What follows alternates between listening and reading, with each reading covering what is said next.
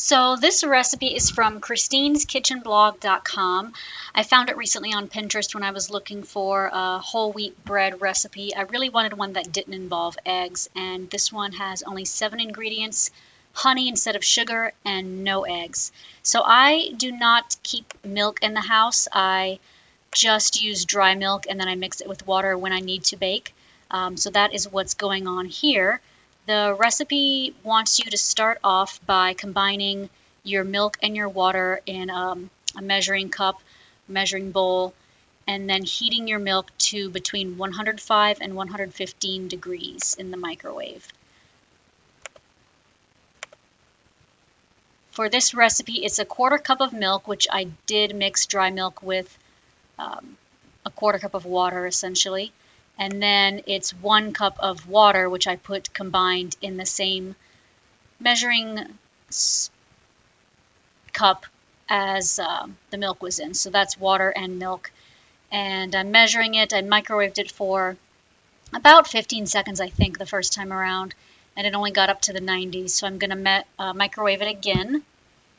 And the second time around, it got up to 104, and the recipe says 105 to 115, and I decided that was good enough because I was afraid if I microwaved it again it was going to be too hot. And I don't recall other bread recipes I've used really requiring it to be a certain temperature. They just want lukewarm milk, water, whatever you've got. So then you're going to pour that into your mixing bowl. I'm using instant yeast. By the way, if you would like to make a lot of bread or like to store things long term in general, yeast is great in the freezer. Don't ask me how something that's technically alive can stay in the freezer and be totally fine, but that is true with yeast. This has been in the freezer for a while, and so we're using it in this recipe. The honey is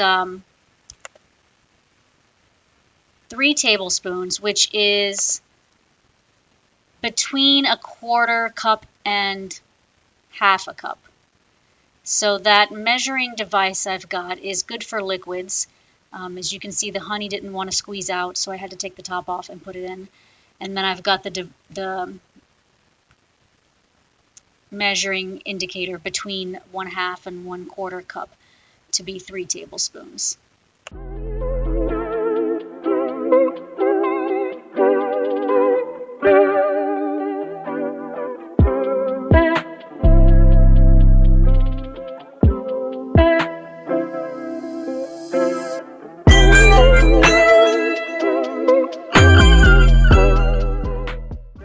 So right now the stand mixer has water, milk, honey, and yeast in it. You are supposed to let that stand for 5 to 10 minutes. I'm going to start with 5, as I indicated with my fingers here. And here's what it looked like after 5. It's not that fluffy, bubbly. It should be kind of a puffed up look. So I'm going to do another 5 minutes to see if that makes a difference.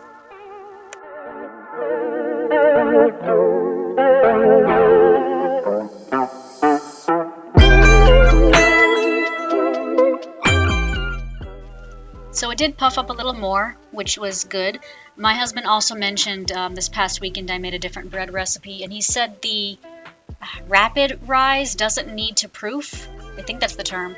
It doesn't need to sit and let the yeast eat it up or eat up the sugar. So whatever that means. I don't know if I needed to actually do that for that particular kind of yeast. And then we're going to do 1½ teaspoons of salt. So that's 3 half teaspoons, which is why you see me putting 3 in. Followed by 3 tablespoons of butter.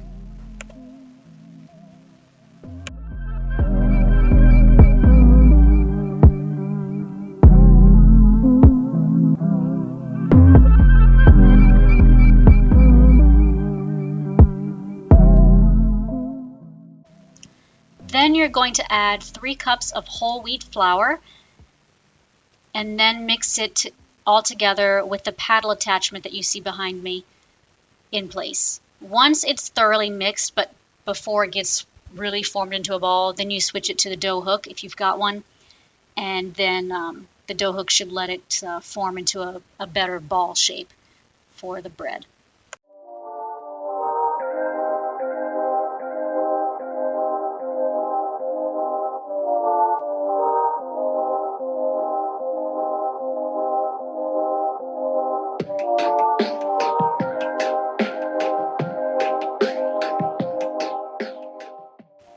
I'll link the recipe in the description, but the creator says that if you find your dough is kind of sticky, you add a tablespoon at a time of flour until it gets to be the right consistency. Mine did not have that problem at all, so I just added the 3 cups of flour and then mixed everything together.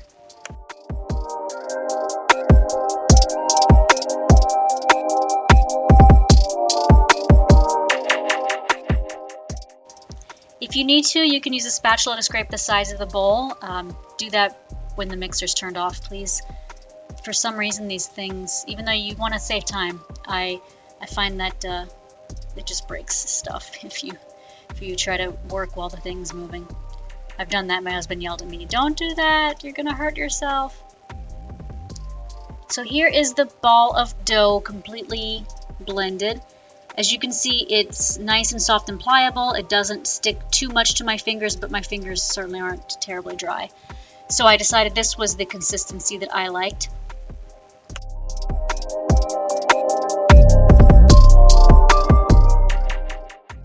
Next, you're going to grease a large bowl. Some recipes say to use butter. This one just says oil, so I used olive oil. You're going to want to let your dough rise in an oiled bowl, and I think that it's just oiled or greased so that it comes out of the bowl easier. You don't want all your dough to go to waste stuck in the bowl. So you put the dough in and then you turn it so that the top of it is also oiled.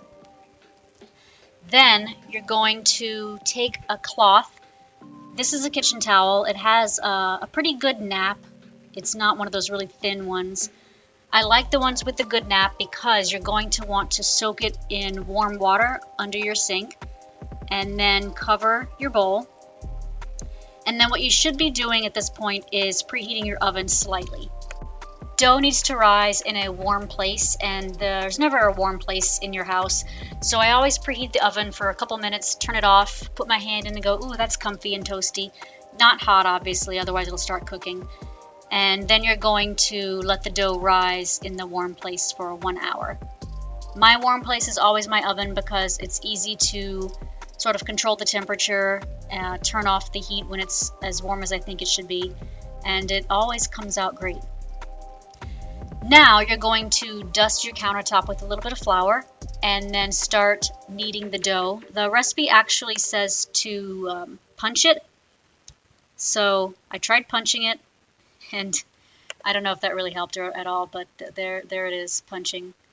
Take that, you stupid dough.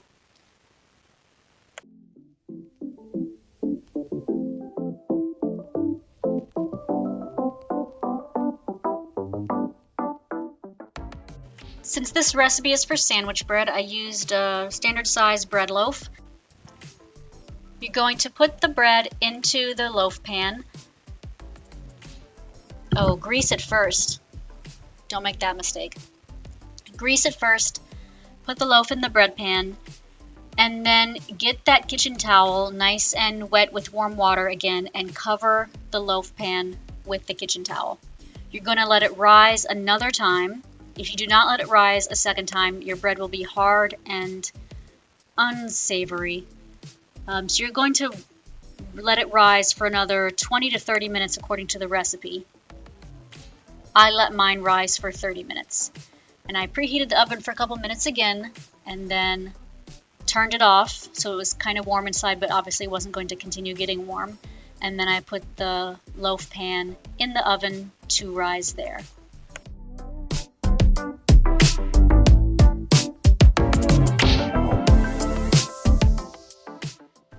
Now look at this beautiful bread. It's not bread yet, it's still raw. But you can see how well it rose, and it's just popping up from the top of the bread pan. Then you're going to bake it at 350. The recipe says that you're going to go between 35 and 45 minutes. If you're using a glass baking pan, you're going to want to do 35 to 40 minutes. And if you're using an opaque metal pan, it'll be 40 to 45 minutes. So I did in between 35 and 40, kind of right in the middle, which is how I always bake things. And it came out like this, nice and golden on top. It was definitely solid. I did a little, what do you call that, like flick test? I'm not sure what it's called. And I patted it, and it was definitely solid. And now I'm just going to go through and take it out of the loaf pan because I want to cool it without the hot thing all over it. I figured it would cool faster if I let it sit completely exposed to the air.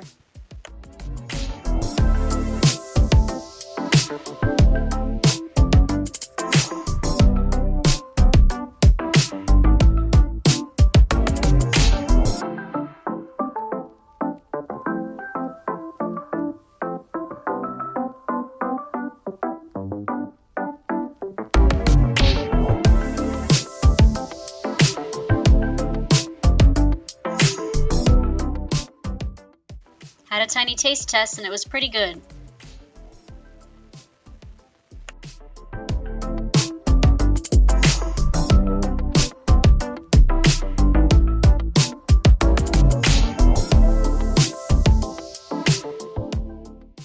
You want to wait until your bread is really cool before you start to slice it. Most knives will smash bread down when it's not cool enough, and then you kind of have a smushed up. You know when you bring bread home from the grocery store and you threw your cans of Coke on top of it and it got all smushed? That's kind of how your bread will end up. So you can see it definitely looks like regular bread that you buy at the store. I do try to buy the whole wheat bread when I'm in the store, if it's available, just because the higher fiber content is better for people with glucose problems like me. You'll also notice I held the bread in place, that one slice, with my finger because it was kind of like falling off and breaking in half. So if you want to try that trick when you're slicing it, that'll be great. I will say that after eating this, I can tell you it does seem to be a little bit denser or stiffer than, let's say, Walmart's loaf of bread. And I don't know if that's because I was storing it in the fridge, because originally I sliced this all up, stored it in the freezer, and it wasn't coming apart very well in its slices when it was in the freezer. So I stuck it in the fridge. So I really hope you like this recipe. Please like, share, and subscribe, and I'll come back to you soon with more awesome recipes.